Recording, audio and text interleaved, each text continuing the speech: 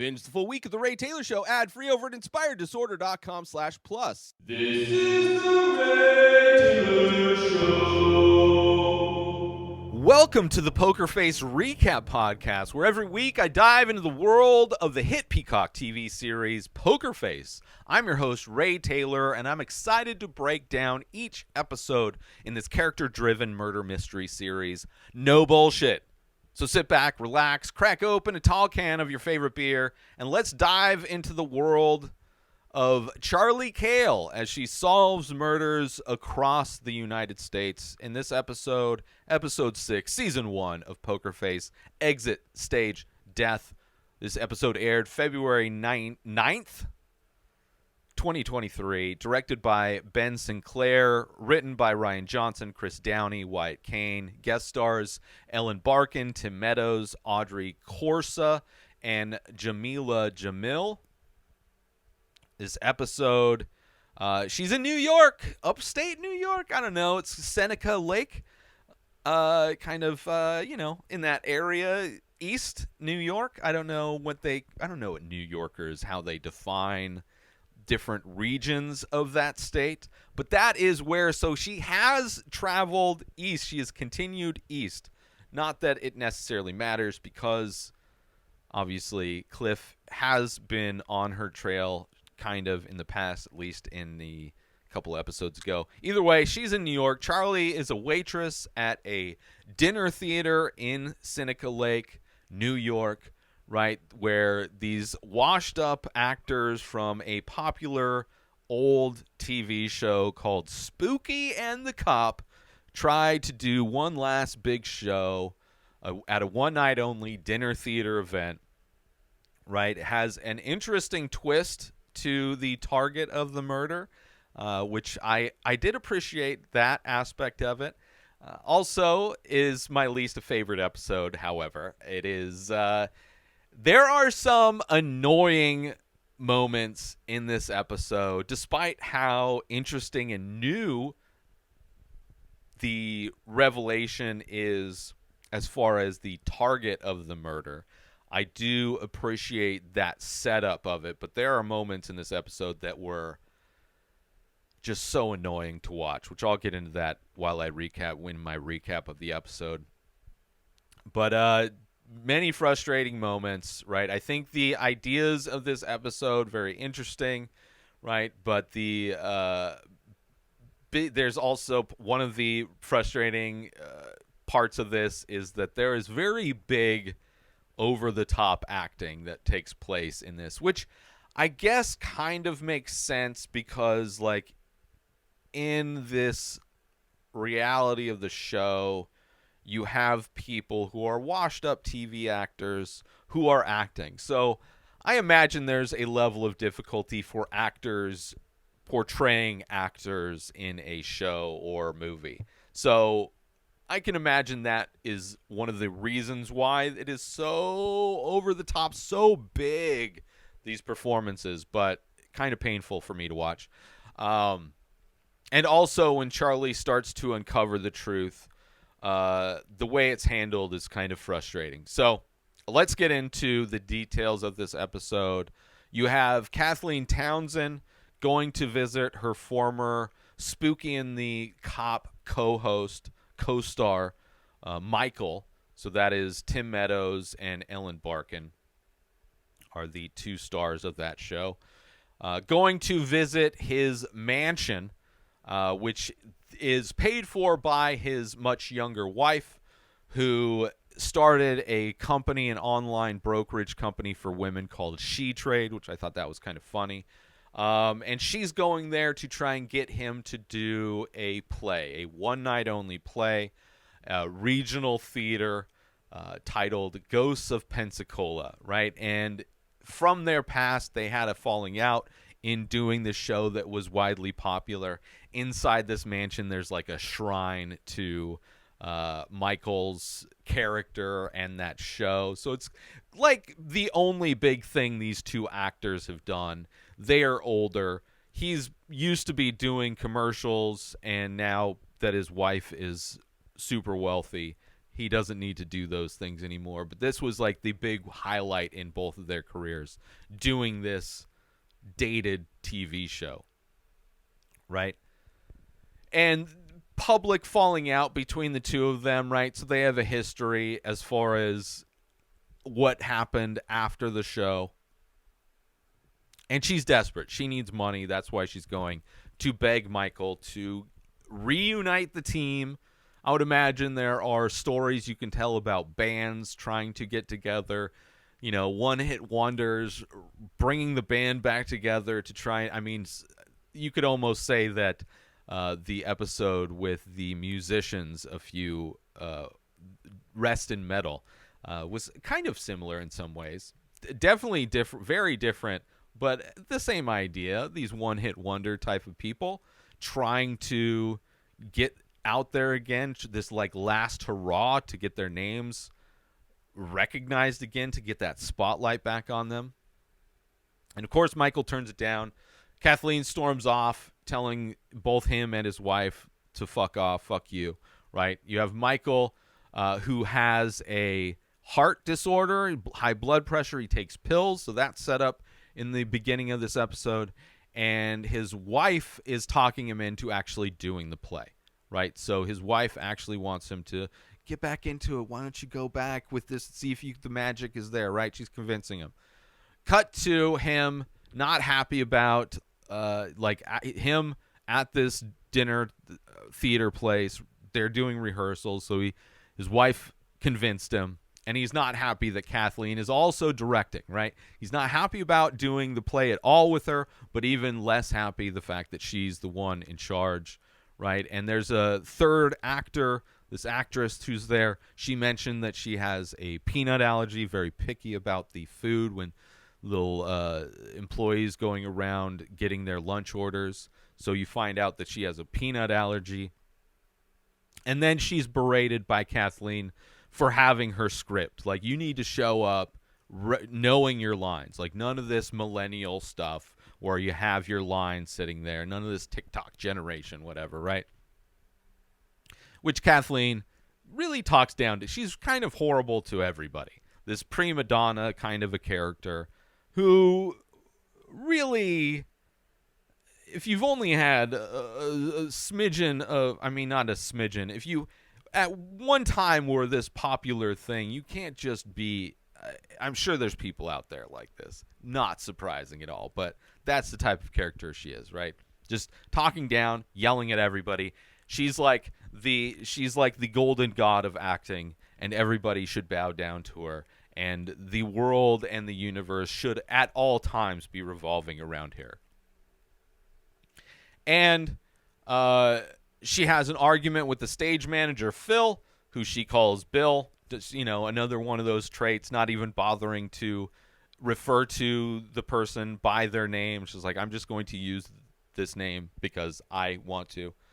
And they're having an argument. She wants to use a trap door. Phil's like, well, that's not very safe. You know, back in your day, which, of course, she takes huge offense to.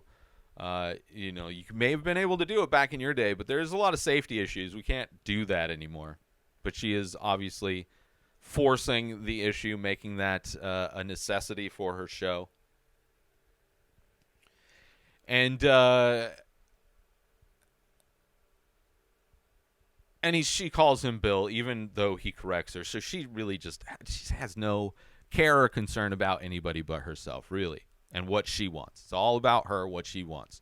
Cut to dress rehearsal. You have Kathleen wanting everything on stage to shake. Like, there's jets that are supposed to fly by during the playing, and to recreate that on stage, she wants everything to shake on stage, which I don't know how you would make that happen on a stage. To make everything shake as if like these little mini earthquakes are happening. She's also talking shit about Michael not hitting his mark, and the mark they have on the floor is this giant X, and written on it is "right here, stupid." Right? She just talks down and belittles everybody, and no different. And that is where Michael's supposed to be delivering his monologue in the play. So that's like very key for her. You need to be on your mark. Hit your mark, stupid. Right? And then as Kathleen is delivering her lines, right, there's this loud noise coming from the kitchen. It is a dinner theater. It is a rehearsal. So somebody dumped a bucket of ice, interrupting her, which, of course, is not something that she would stand for. And then Michael gets up to talk shit and accidentally falls through the trapdoor, right? So she, like, goes off stage. Michael gets up to talk shit about Kathleen and accidentally falls through this trapdoor, landing on the mats that have been placed there, right, for safety reasons, obviously. It's far down in that basement with a cement floor. So, you know, Phil's happy that the mats work. It's like, yes, the mats work, right? Obviously an accident. Michael comes back claiming that he injured himself, right, and threatens to quit the show, which Kathleen fires back at him that if he quits, then he's gonna be on the hook for the money that's lost, like $250,000 or whatever. Forget the number amount she says. But, you know, he's trying to get out of it. She's like, yeah, try and get out of it, I'll sue you. It's just like very healthy working conditions. The crew, very surprised by their onstage argument, right? You see everybody else just kind of like, oh shit, right? Very noticeable. They're constantly arguing, going back and forth, bringing up trash they have on each other, right? Threatening to expose each other, and then both exit the stage in opposite directions. Almost kind of performative. But, you know, actors can often be performative when they're doing things. A la the Will Smith slap to Chris Rock. A very performative slap. I don't say it was fake, but he's an actor, and he was acting like somebody who was defending his wife's honor. Cut to opening night. Kathleen thanks Ava for convincing Michael, which is Michael's wife, Ava. Kathleen thanks her for convincing Michael to do the play, and that's where we find out that Ava told Michael to do it because she knew that Michael and Kathleen wouldn't get along, and she wants to permanently extinguish any hope that he has of getting back into acting. Like, she doesn't want him following this acting thing anymore. I'm sure probably she's embarrassed about that aspect of him, and she makes enough money. She wants to be in control, and she doesn't want him to. So she is perfectly fine. It's like, I know this is going to be horrible. I know he's going to hate it. So that's why she convinced him. Then you have the crowd, all old fans of the show, right? Old people, many of them wearing like listening devices, right? These wireless headphone things that are where the mics that they wear are listening to it, even though it's a small showroom. This is not a large audience of people, and of course they are overacting, so their voices are projecting, but that's just kind of highlighting how old their crowd is, right? How long ago they had any kind of popularity. And after one scene, they again exit separate stages, right? Both talking shit about the other. So this is like the show. This is the actual performance, right? So they finish their scene. They exit opposite sides of the stage, as they did after their argument during rehearsal. And you hear both of them separately talking shit about each other as they're doing things. You have Kathleen climbing up a ladder to go up to the catwalk above the theater. You have Michael going to a cooler and grabbing dry ice out of the cooler, right? Which is used to create this like fog, this mist that's used for the production. And in grabbing the dry ice, burns his hand. You see Phil passed out, sleeping. He's in the basement where the mats are to catch Kathleen when she falls through the trapdoor. He is completely passed out, fell asleep, could care less. And you see both of them sabotaging the set, right? She's messing with the lighting, and he's replacing the pin that's holding the trap door shut, replacing it with a piece of dry ice that is the perfectly sized, cylinder shape that would be needed to replace a metal pin in a which, you know, all the times I've seen dry ice, I have never seen a perfectly cylindrical piece of dry ice. But it's a TV show. Not the most annoying part of this episode. But you see both of them sabotaging things. And you also see him removing the mats from under the trapdoor, right? Both get back to their positions just in time. The other actress during this time was giving a monologue, right? So they had time to go do their separate things to sabotage, right? They're both getting at each other. And you see Ava getting drunk in the audience, right? She could care less. She's there for show as well, getting drunk. And you see Michael looks down and he can see the mist kind of seeping through the crack in the trap door, right? And you see, and that's, he sees this mist coming up while Kathleen is giving her lines. Then while Michael is giving his lines, we see Kathleen staring at the X on the floor. That's not only his mark, but also what is directly below the lighting fixture that she rigged. So, of course, the jets go over, which requires somehow everything to shake, apparently including the lighting in the catwalk. So, of course, this causes the light that has been rigged to fall down, just barely hits Michael because, of course, he doesn't hit his mark. It is she was right about him not hitting his mark. This light hits the X, just misses him. But Michael, having the heart issue, clutches his chest, falls to the ground. Ava sees this, so she, in a rush, grabbing the pills out of her purse, runs up on stage, right, to give him his heart medication. And as she rushes on stage, she falls through the rigged trapdoor, bashing her face on the edge of the trapdoor, and then falling to her death on the concrete below. No mats to save her.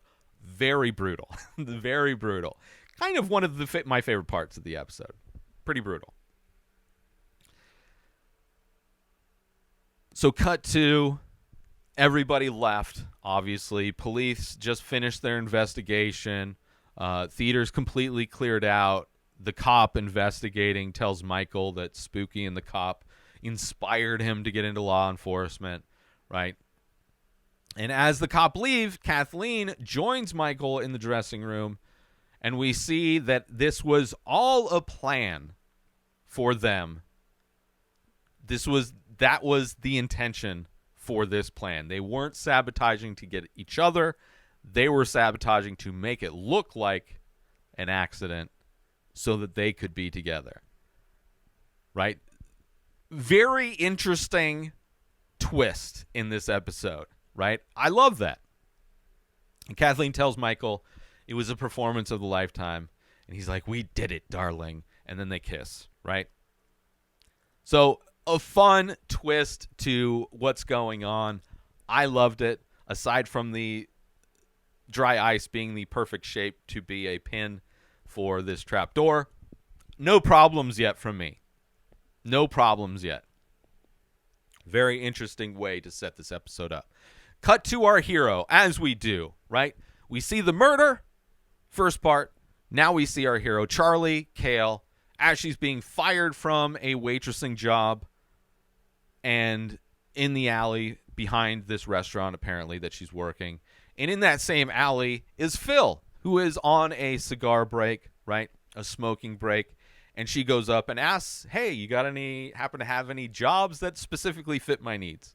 Right? Under the table. Not going to ask a lot of questions, right? And, of course he does, right? He's like,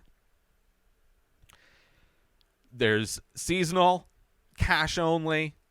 Obviously, it's going to work exactly what Charlie needs. So that Charlie is working at this dinner theater, obviously, as I said at the very beginning. Let's take a quick break from this episode because I want to talk about, are you looking for the perfect gift for that art lover in your life? Look no further than InspiredDisorder.com. Our gift cards can be used to purchase original artwork from the many faces, a collection of over 2,000 original abstract ink portraits. These one-of-a-kind pieces make for a truly unique and meaningful gift. But that's not all. Our gift cards can also be used to purchase high-quality prints and t-shirts featuring these amazing paintings. Plus, if the recipient is a fan of The Ray Taylor Show, they can use the gift card to purchase merchandise from the show as well. So why wait? Head on over to InspiredDisorder.com and purchase a gift card today. Your loved one will be sure to appreciate the thought and creativity behind such a unique gift. Thank you for considering InspiredDisorder.com for all of your gift needs. And now, back to the show. Cut to the dinner theater as she starts working before this performance, before this play of our other main characters of this episode. Other things that are showing at this dinner theater, which is a hip-hop rendition of Benjamin Franklin. So, you know, the poor man's version of Hamilton, I guess you could say, which is cringy, is painful, but also illustrating the type of theater that is being put on, the type of plays that are being put on at this dinner theater in this lakeside town. So in order to escape the painfully horrific plays that are going on, Charlie puts in her AirPods and is listening to nature sounds, which is brilliant. There's so many horrible jobs I've had, which that would have been perfect. Like, obviously, music, podcasts are my go-tos, but like in that situation, it would feel good to just listen to some serene nature sounds while you're working, especially at a job where it's like she doesn't care, right? It's just a shitty waitress job at a dinner theater. Cut to 3 weeks later. They're rehearsing. This is the same time they're rehearsing for Ghosts of Pensacola. Charlie is the one who dumped the ice that made the loud noise that interrupted Kathleen's monologue, right? Kathleen storms into the kitchen, rips Charlie's ear pods out, throws them into a big pot of soup or whatever, and obviously yelling at her. And Charlie doesn't have the same respect for this woman or the stage at this dinner theater that Kathleen does. Obviously, Kathleen thinks she's a god and this is her temple. And Charlie's like, this is a shitty dinner theater and I'm just a waitress making shit money. And they're coming at it completely two separate directions. So Charlie fires back at her when Kathleen yells at her. Fires back. And telling her what she did hear through the rainforest sounds that she was listening to was just bullshit. And she then prepares to, which obviously Charlie, known for calling out bullshit. If you're not a good actor, she probably can. There's probably a lot of nuance to the types of bullshit that Charlie hears. And bad acting is probably its own, like, she could probably distinguish an actor who is bad versus good in a way that most people can't because of her special ability to hear bullshit. And so she's preparing, like, oh, I just talk shit to this person that is valued in this business. And she's like, I'm probably going to get fired. So she kind of prepares to get fired. Everyone in the kitchen is, like, in awe of what they just saw. And especially when Kathleen says to Charlie that no one speaks to her like that, and no one has spoken to her like that in 30 years, and she respects it, right? She respects somebody to stand up to her, which there are definitely times when somebody has that kind of an attitude or that type of personality, sometimes the only people they respect are the ones that throw it back in their face. Which is not a very toxic kind of dynamic to have. So cut to Charlie on a smoke break in the alley. Phil comes out congratulating her on surviving Kathleen Townsend, right? And she asks Phil how he survives doing this job. And he says that, he sees magic on the stage, right? And that's what keeps him going, right? I know it's shitty, but you really do see magic on the stage. And then also he opens up his thermos and hands it to Charlie. He's like, also, Jack Daniels in my thermos helps a lot too, which, like, yeah, it's a job that there's not a whole lot of. It's not a high stakes job. You're not on Broadway. You're off Broadway. So now cut to opening night. You have Ava tipping Charlie $100 to keep the drinks rolling. Obviously, we saw Ava getting drunk, and this is why. Intentional, hooking Charlie up. Charlie, more than happy, understands why anybody would want to not have to be fully here to participate in the viewing of this sadness that's going on. In the kitchen, you have the staff, including Charlie, are listening to Michael and Kathleen. There's like a little PA speaker so they can hear what's going on in stage inside the kitchen. They hear when, in that moment during the play, when Kathleen and Michael, when the other lady's giving her monologue and Kathleen and Michael go separate ends of the stage to do their sabotaging, talking shit while they're doing sabotaging, they're hearing that through the speaker because their mics are still hot, which means that they have a bad sound guy. Whoever's running, it wouldn't be on the actors to turn their mics off to make sure that their audio doesn't go through the PA which is also linked to the hearing aid people, the assisted hearing.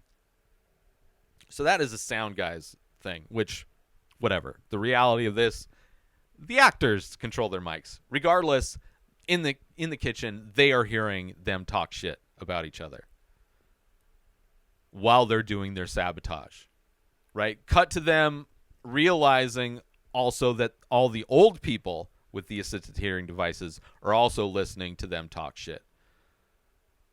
One of the other waiters is a huge fan of Kathleen, right? Puts her on a massive pedestal and points out her performance to Charlie. It's like, oh, it's so amazing, isn't it, Charlie? Meanwhile, Kathleen,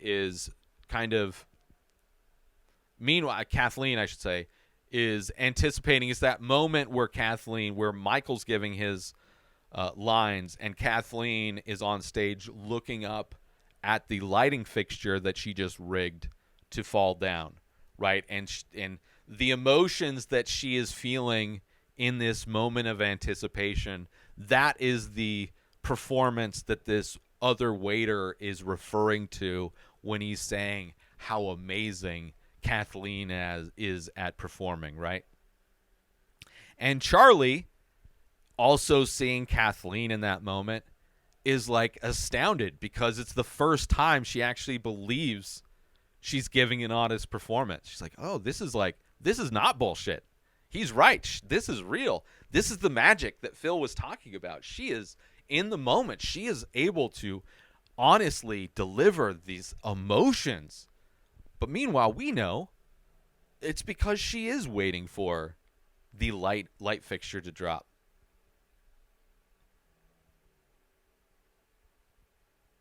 And Charlie sees the light fall and yells out, watch out, right?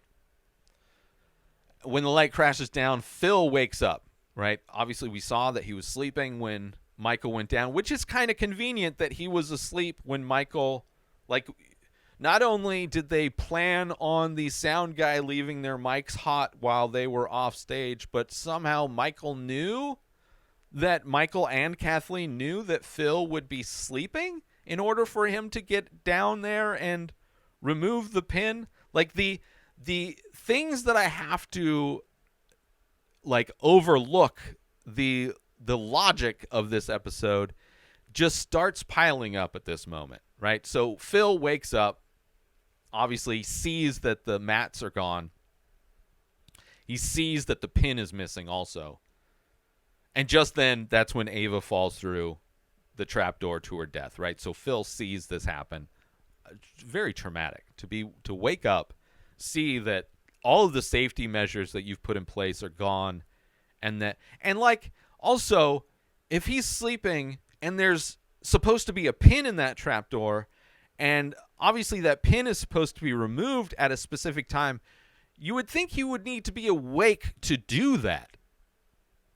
And if he's sleeping, it's kind of hard to know when the time is for him to pull that pin. So the actual use of the trapdoor. So I have issues. These are where the issues I have with this episode is just logic.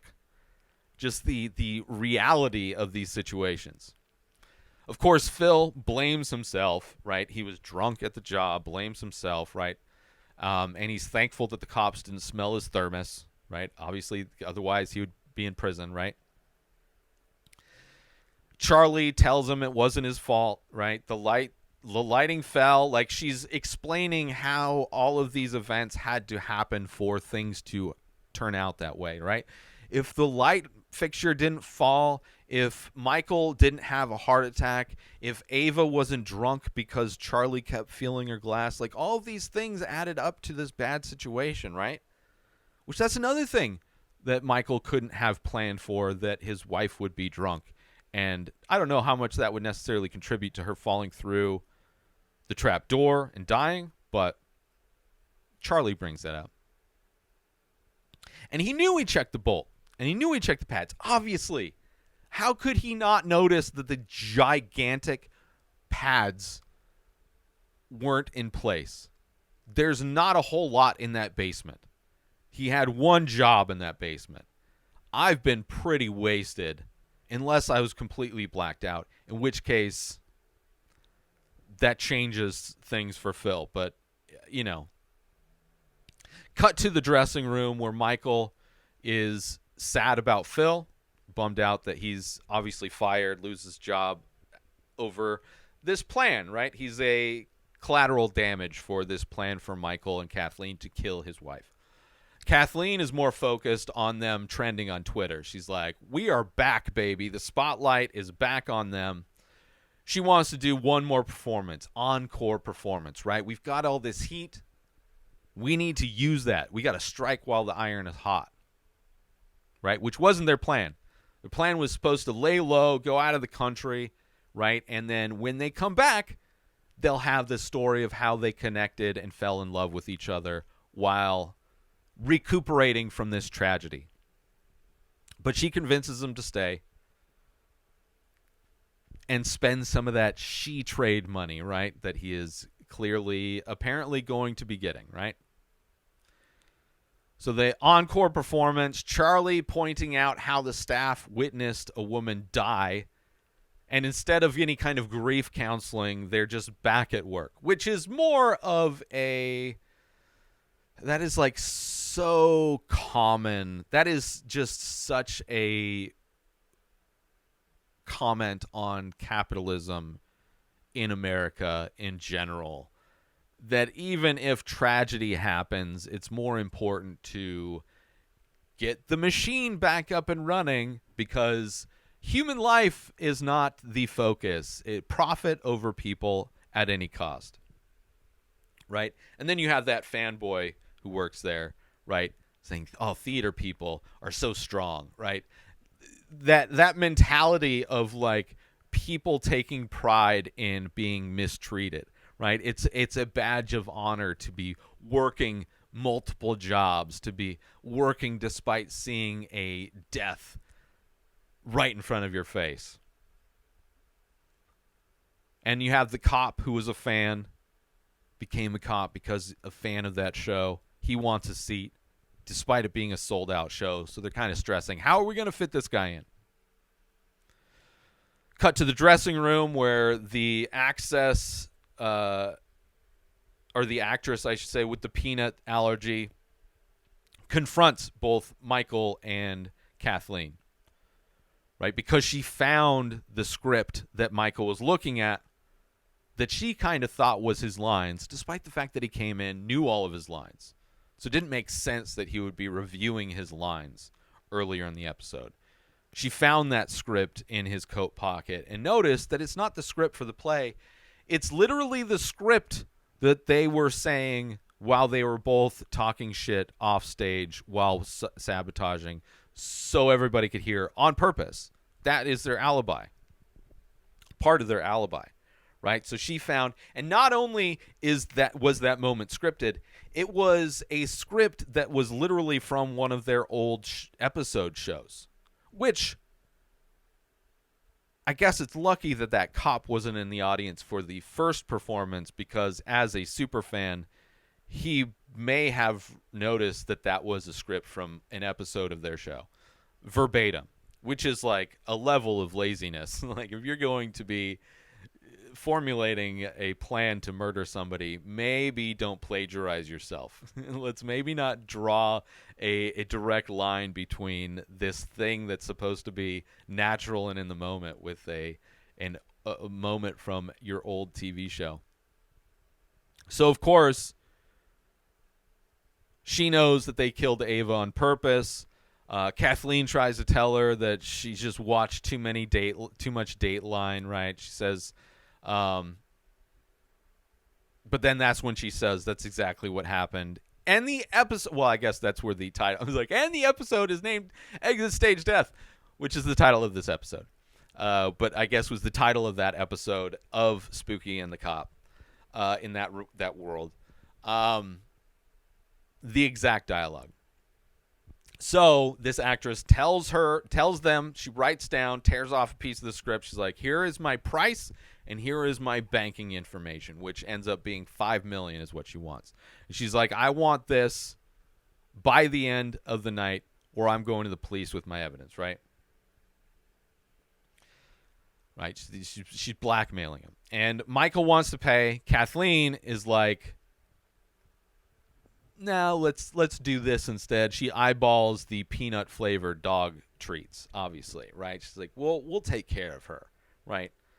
Let's take a quick break from this episode to talk about, are you a fan of art, movies, and all things entertainment? Then you need to check out youtube.com/inspired disorder. Our page is jam-packed with all kinds of great content, including making of videos of the many faces, an ongoing art series of abstract ink paintings. But that's not all. We also feature daily episodes from The Ray Taylor Show, a podcast that brings you movie reviews, TV show reviews, episode recaps, opinions on news and entertainment, and much more. There's also a weekly diary and top 5 movie rankings of a variety of categories. And if that wasn't enough, we've also got how-to videos covering all kinds of topics. So why wait? Head on over to youtube.com/inspired disorder and start exploring the amazing content we have to offer. And now back to the show.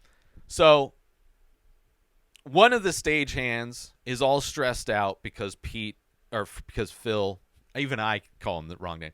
Phil is not there, and he's super stressed out. And Phil has a pre-show checklist, which Charlie sees and noticed that Phil, for the last performance, had on his checklist to check for the mats and the pin. They were both checked off, so it doesn't make sense. She's like, wait a minute, this doesn't make sense. He did check it off.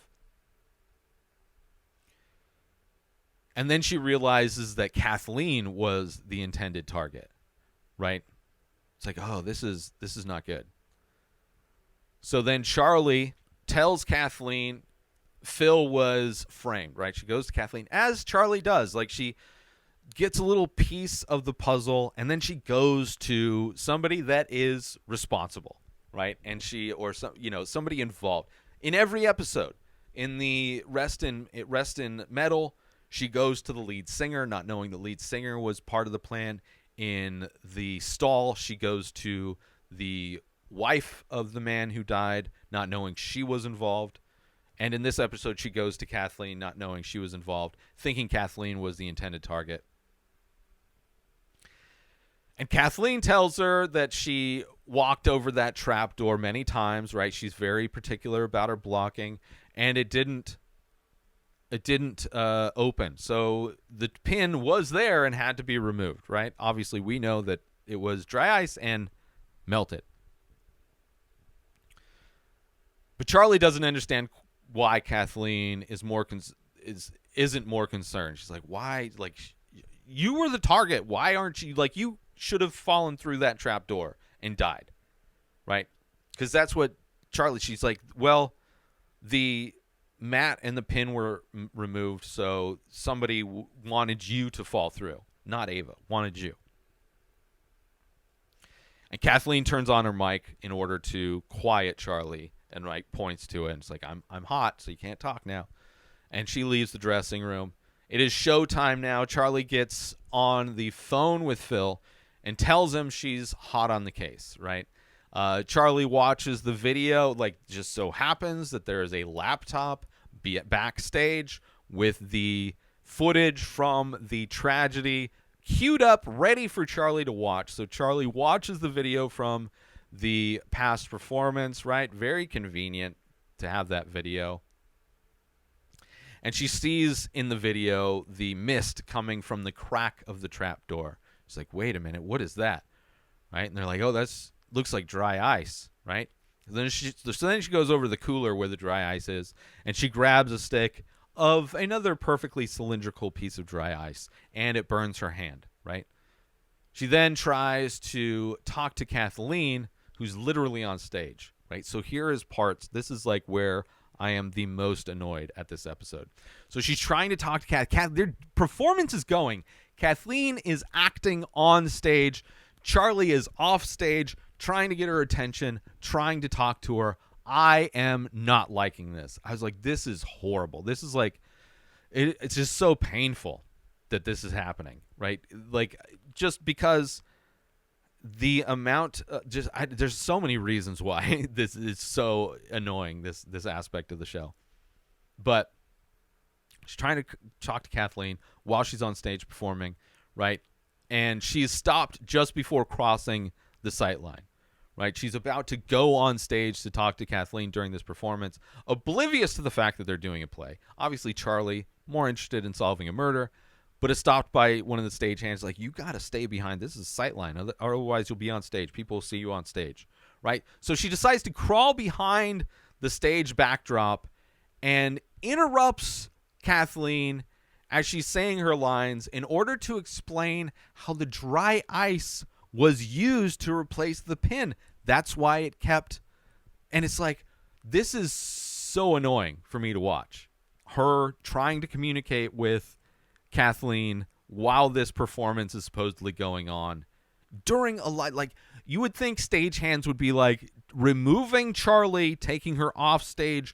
The fact that Charlie is able to do this is infuriating to me. Which I don't know. I guess it makes sense for this. I don't know. It's just so frustrating and painful for me to watch. Right? Then Charlie is blowing on the dry ice burn, right? Kathleen walks away. She's communicating through a window in the backdrop.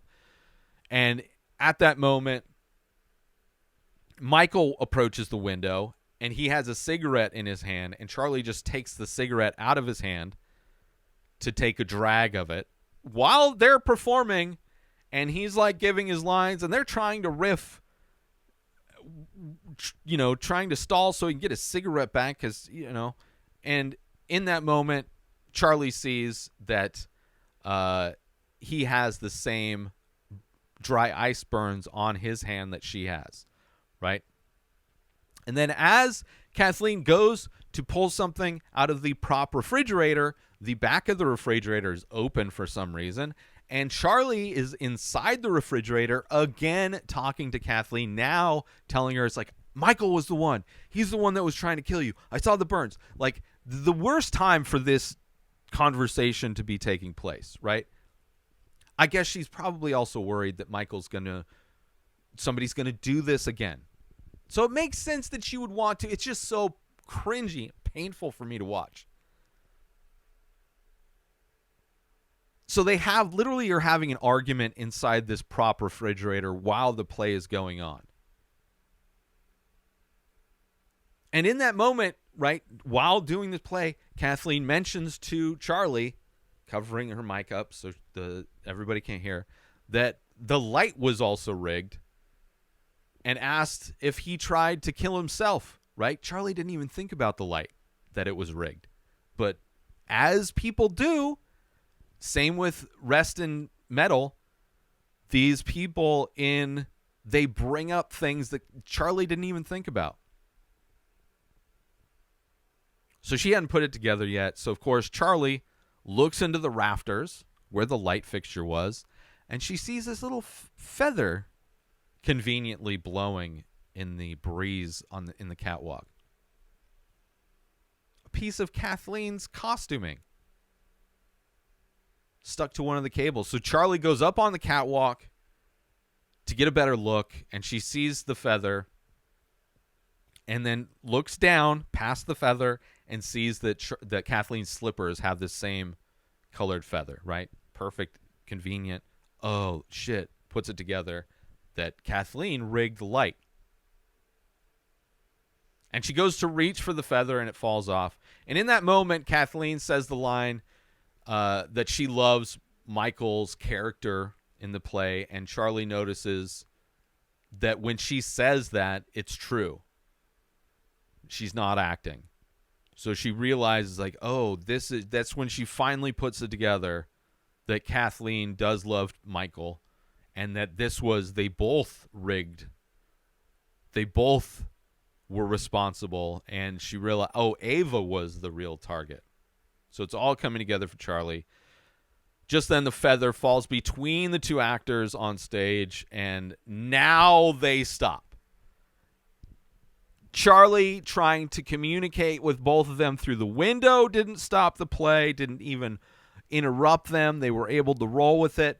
Kathleen having an argument with Charlie in the refrigerator while the play is going on wasn't enough to stop the play in any way. They both look up, right? Feather falls. They both notice that they stop. They both look up and see Charlie in the catwalk, right, where that light was rigged. Charlie goes back down to the stage and tells the other actress, who also knows, but Charlie doesn't know. So again, Charlie going to tell somebody that already knows the truth, tells the other actress with the peanut allergy that they were in on it together to kill Ava. The actress lies to Charlie. Charlie notices that she lies about seeing them both backstage. She's like, no, I saw them both backstage. They couldn't have done it.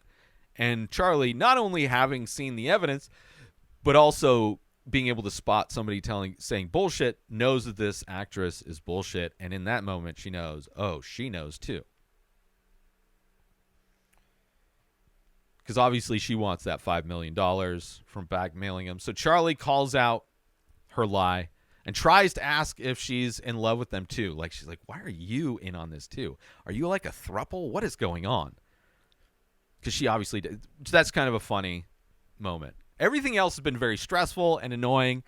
That's a funny moment where she's like trying to put together how this other actress is in on this too. Just then, Charlie notices the script poking out of the jacket that actress hung on the wall. Right? She sees it poking out of the pocket. That actress goes on stage to give her monologue.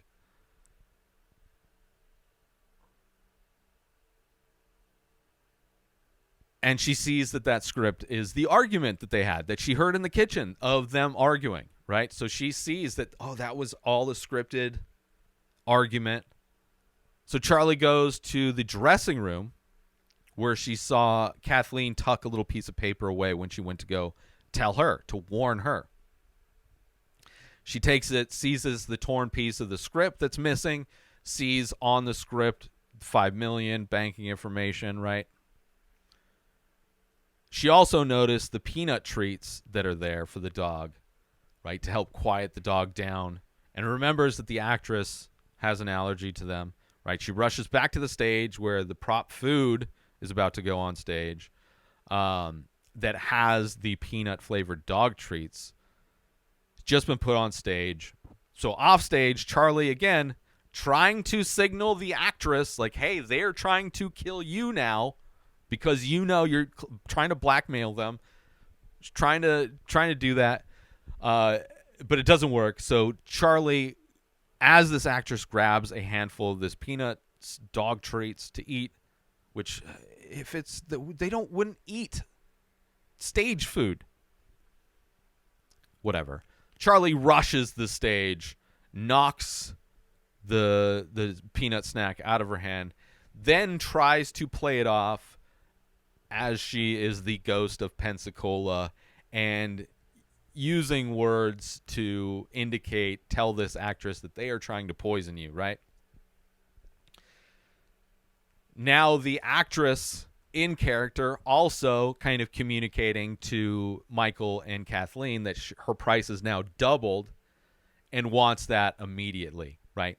She's about to give her monologue, so they better go off stage and give her $10 million, or else it's all over before this play is over, right? So they both exit, as they do, while this actress is beginning her monologue, right? They go into the dressing room, they rip off their mics because this is not what they want to everybody to hear. And they start to figure out what they're going to do next. Meanwhile, we find out that Charlie actually hid a hot mic underneath a wig. She put little eyes on it. And you see in the audience that cop who's a super fan listening to the listening device. So hearing Kathleen and Michael confess and figure out how they're going to plan to murder this actress as well, right? So basically giving the cop everything he needs. And they discover this microphone. They realize they're done for. And they decide in this moment to use that motivation, that fear, as motivation to give their best performance ever, right? Until the police show up. And you see them go back on stage and give this amazing performance. You have cops in the audience tearing up as they wait for the play to end to arrest them, which doesn't make any sense, right? And you even see Charlie getting emotional, right, as they're giving these amazing performances because they know they're going to spend the rest of their lives in prison. And you actually get to see the use of the trapdoor, which was a pretty good effect, and that is how it ends. So I do kind of appreciate the end of it, but it's so painful seeing Charlie. Very frustrating episode, right? The way everything was discovered wasn't very satisfying. And, right, even the moment when they were busted it's like, oh, well, that's convenient. She put a mic there, right? Very little of it. I mean, some of it was due to her calling bullshit, which was interesting, I guess. But I would say this is my least favorite episode so far. I haven't watched any of the future episodes since I decided to do episode recaps. I'd watched up to this episode, and then I think I want to talk about this on a podcast. So I stopped watching those. So from here on out, they will be first-time watches. But in watching this episode without knowing I was going to talk about it was my least favorite. And in rewatching, I appreciate it more in the rewatch, really focusing on all the details of it. But overall, it was just painful. It was painful to watch. And similar to the last episode, ends without seeing Charlie driving away. So that is the past few episodes seems like that is something they've stopped doing at the end of the episode, which is fine. The death scene in this was definitely brutal, which I did kind of like that. The twist also that they were trying to kill Ava all along, I did enjoy that as well. So there definitely were aspects of this that I didn't like. The overacting was painful, and Charlie having conversations with them while they're on stage doing the, I don't know, it's painful for me to watch. So the rest kind of weak, kind of tough. Next week, the next episode 7, The Future of the Sport is the title. While working at a go-kart complex, Charlie becomes involved in a bitter feud between an aging race car driver and a hothead young upstart whose rivalry is explosive and has explosive consequences. I have no idea what this it sounds fun. Go-kart track. We'll see where she is. Maybe she's down south now, right? She's east, so maybe she's going maybe like Florida. Wouldn't be surprising. And can't wait to watch it. Can't wait to talk about it with you. But that is a wrap for this week's episode of Poker Face Recap Podcast. Tune in next Tuesday for another recap of the latest episode. And join the conversation by leaving a comment or rating on your favorite podcast platform or on YouTube. Until then, keep your poker face on, and see you next week. No bullshit. New episodes of The Ray Taylor Show come out every single day. Subscribe on YouTube and everywhere our podcasts are found. Binge the full week over at inspireddisorder.com/plus. Buy Ray Taylor Show merch over at inspireddisorder.com. Have a wonderful day, everybody. Peace out! Today is the day where you wake up and you realize that everything that you've been dreaming about, everything that you've been wanting, every goal and wish and hope that you've ever had can become real. Dreams can come true. What you manifest in your mind, you can bring to reality.